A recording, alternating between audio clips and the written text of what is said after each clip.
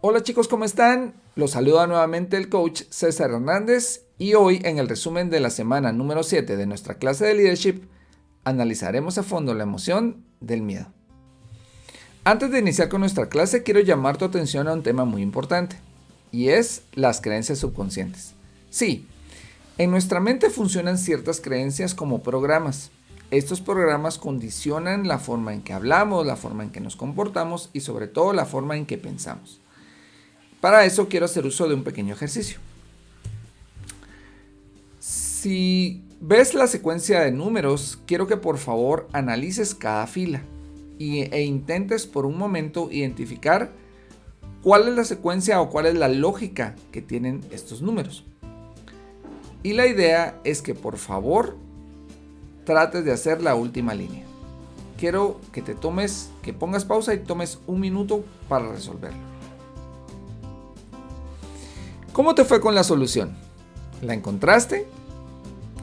¿Qué fue lo primero que hiciste o lo primero que intentaste al ver que era una secuencia numérica?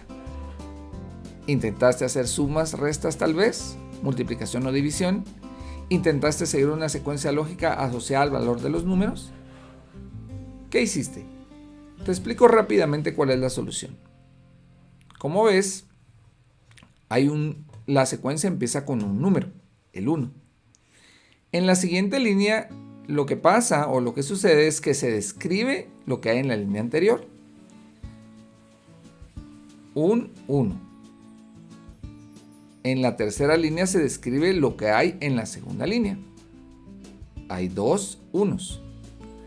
Y así sucesivamente. En la cuarta línea se describe que hay un 2 en la tercera línea y un 1 en la tercera línea. Y así vas a ir resolviendo cada una de las líneas. Por último, tenemos que en la línea penúltima hay un 3, un 1, 2, 2 y 2 unos. Esa es la solución. Y se refiere a un pensamiento divergente. Porque muchas veces cuando vemos números estamos acostumbrados porque hay un programa que nos dice que cuando hay números debemos hacer una operación lógica matemática, cuando no necesariamente es así. Quise usar este ejercicio para ejemplificar cómo hay programas en nuestra mente que condicionan la forma en que vamos a actuar. Y a partir de ahora quiero que empieces a ser conscientes de cuáles son esos programas. Te voy a enseñar poco a poco cómo identificarlos para poder cambiarlos y obtener resultados distintos si así lo quieres. Nuestra ruta de hoy nos va a llevar por un camino poco transitado, o más bien dicho, por un camino que muy pocos se atreven a transitar, y es el análisis del miedo.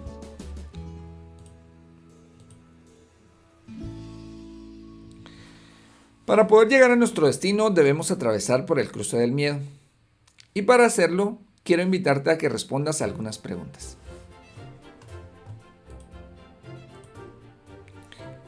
La primera pregunta para reflexión es, ¿cuáles son tus miedos?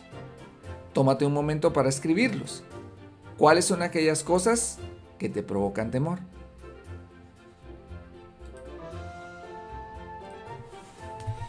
¿Cómo te fue con la lista? ¿Pusiste todas aquellas cosas que te provocan un temor? ¿Te hicieron falta algunos? No te preocupes. De acuerdo a nuestro trabajo de las clases anteriores, acá te presento lo que en un ejercicio anterior tú y tus compañeros respondieron que eran las situaciones que les provocaban miedo. El miedo a que se burlen de mí, el miedo a decepcionar a mis padres o a mis amigos, el temor al futuro, el temor al fracaso, el temor a sentirme solo. Un temor muy difundido es el temor a perder a mis padres o a un ser querido. También está el temor a intentar cosas nuevas, el temor a cambiar o al cambio, y por último, el temor a ser rechazado. Poco a poco veremos cómo funcionan estos temores, cómo es que hay diferentes niveles y vamos a irlos conociendo. Pero hoy simplemente quiero llamar tu atención a que hagas una reflexión sobre esta lista. ¿Cuáles son las cosas que a ti te provocan temor? Ahora quiero llamar tu atención a otra pregunta, también para reflexión. La pregunta es, ¿qué es el miedo para ti? Quiero que te tomes un momento y pienses, ¿qué significa el miedo para ti? ¿Qué es? ¿Es un sentimiento? ¿Es una emoción? Descríbelo lo más detallado posible. Coloca cómo sientes tu cuerpo o qué sientes cuando experimentas el miedo y qué pensamientos vienen a tu mente. Este análisis y esta reflexión nos servirá para luego diseñar las estrategias con las cuales vamos a aprender a gestionar el miedo, porque ciertamente el miedo es útil, nos sirve para algo. Es una emoción que nos ayuda a sobrevivir, ya que a través del miedo nosotros podemos gestionar o calcular el riesgo de una decisión, de una acción o algo que vamos a emprender. El problema con el miedo, cuando no aprendemos a gestionarlo, es que puede volverse una limitante para nuestro desarrollo. Esto es porque nuestro cerebro está diseñado para identificar aquellos riesgos o aquellas situaciones que son un peligro real para nuestra vida. Pero cuando nosotros no aprendemos a gestionar nuestros pensamientos, nuestro cerebro puede identificar riesgos donde no los hay o puede crear peligros imaginarios. Por lo tanto, es muy importante que aprendamos a gestionar nuestros pensamientos y a identificar cuáles son riesgos reales, en cuáles tenemos que tomar atención y cuáles son aquellos que son falsos, en los cuales tenemos que tomar acción. En nuestra próxima clase aprenderemos cómo hacer esto. Por último, solo quiero recordarte los retos que tenemos para esta semana. El primero es una tarea que encontrarás en Classroom que está identificada como Leadership Semana 7. Y lo único que hay que hacer es responder 2 preguntas, las mismas 2 que vimos en clase. La primera de ellas es, ¿cuáles son tus miedos? Y la segunda es, ¿qué significa el miedo para ti? Puedes hacerlo en una hoja, en Word o en una hoja escrita y luego subirla al Classroom. Con eso termina ese reto. El segundo reto que encontrarás esta semana es realizar el ensayo ¿Quién soy yo? Los pasos están explicados en las instrucciones de Classroom.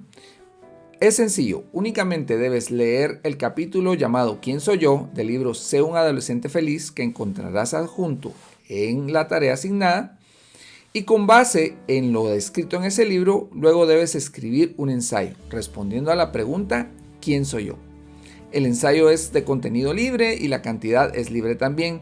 Pues tú decides si quieres hacerlo en Word, si quieres hacerlo en una hoja física de papel o en cualquier otro medio.